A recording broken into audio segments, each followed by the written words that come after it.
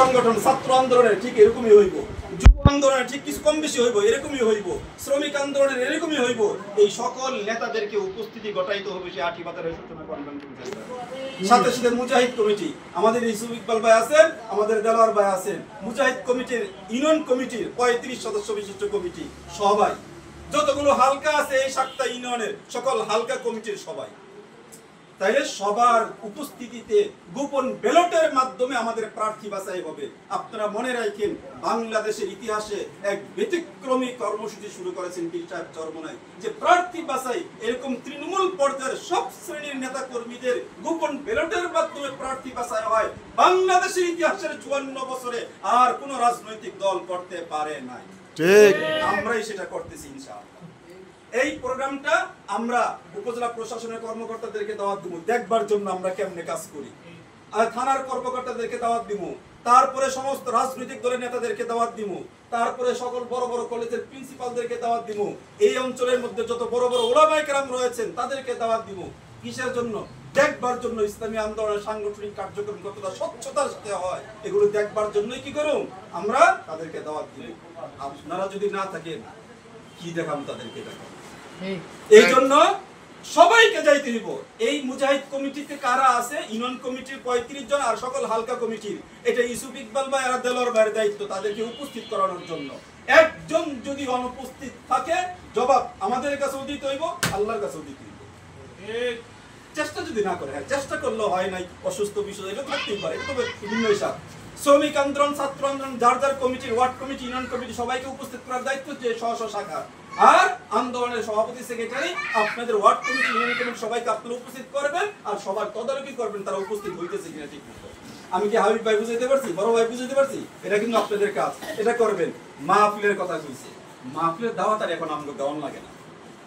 পীর সাহেব চরমনা আইবে অথবা নাইবে আমির সাহেব আইব, এই মাহফিলে আমরা আবার থাকতাম না, এটা হয় ইনশাআল্লাহ। কিন্তু একটা সমস্যা হয়, আমরা সমস্যা হয় কি, আমরা দাওয়াত দিই সব শ্রেণীর মানুষ। হ্যাঁ লোক আওয়ামী লীগ করছে, হ্যাঁ দাওয়াত দিব, হ্যাঁ বিএনপি করে, হ্যাঁ যেই খারাপের খারাপ, যেই চাঁদাবাজি হ্যাঁ করে, হ্যাঁ জ্বালায় সমাজের মানুষ অতিষ্ঠ।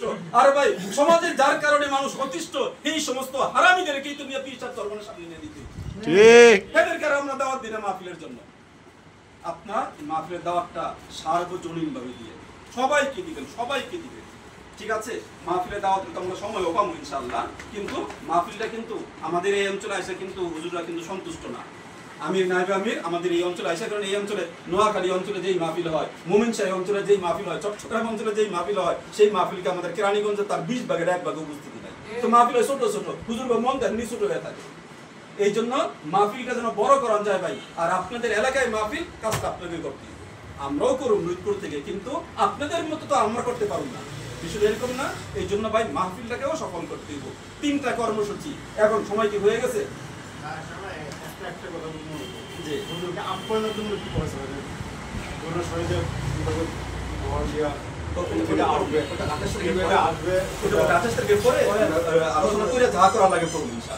একটা কথা শেষ করে দিই, আপনারা কইবেন ভাই এই 24 তারিখের প্রোগ্রাম এতটি মানুষকে কেমনে জানো, এত কাম এত খাওয়া যাবা কেমনে করুন, আমগো তো হালকা করণ লাগে, মিটিং চালান লাগে, মাসিক ইজতেমা করণ লাগে, আবার 28 তারিখের মহাসমাবেশ, টাকা পয়সা খরচ হবে কেমনে যাবো, আবার 2 তারিখে মাহফিল, সপ্তাহে এক লগই কয়েকদিন 2-3 দিন পরে পরেই তো প্রোগ্রাম, তাই না?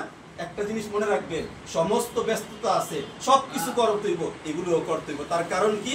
তার কারণ হচ্ছে যখন নাকি আমের দিন হয়, গাছের থেকে যখন বাতাসে বৃষ্টিতে আম পড়ে, ওই সময় ঠাডাও পড়ে, ঠিক ঠাডা পড়ে না? ওই সময় কি পড়ে, যখন নাকি গাছের থেকে বাতাসে আম পড়ে, ওই সময় কি পড়ে, ঠাডাও পড়ে। আবার শুধু ঠাডা পড়ে না, গাছের ডাল ভেঙে আপনার গাড়ির উপরে পড়ার সম্ভাবনা আছে। শুধু এটাই না, বিদ্যুতের তার ছিঁড়া আপনার শরীর লাগে লাগিয়া আপনি বিদ্যুৎ স্পট হইয়া আপনি সাথে সাথে মারাও যেতে পারেন, সম্ভাবনা থাকে কিনা? এরকম 2টা দুর্ঘটনা ঘটে কিনা? ঘটে। তারপর আম কি তুফানের পরে গিয়ে ওঠায় নাকি তুফানের মধ্যেই যায়? তুফানের মধ্যে, হ্যাঁ তুফানের মধ্যে। যা মনে রাখেন, যত সমস্যায় থাকুক আম কুড়ানোর মজাটা তুফানের সময়ের মধ্যে। ঠিক।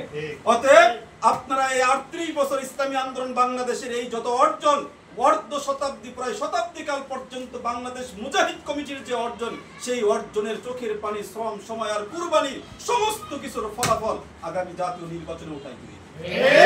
সেই জন্যই এখন মাহফিল আর আন্দোলন নাই, মিছিল আর সমাবেশ নাই, আর মিটিং নাই, সামনে যা কিছু আসবে সবকিছু শতভাগ সফল করবে।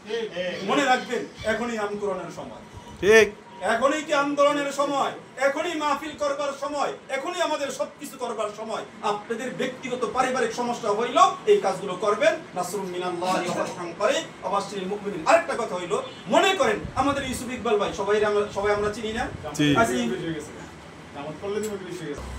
আমরা মোটামুটি সবাই চিনি। আচ্ছা, হযরতপুরে কয়জন ভাই ইউসুফ ইকবাল ভাইরে চিনে?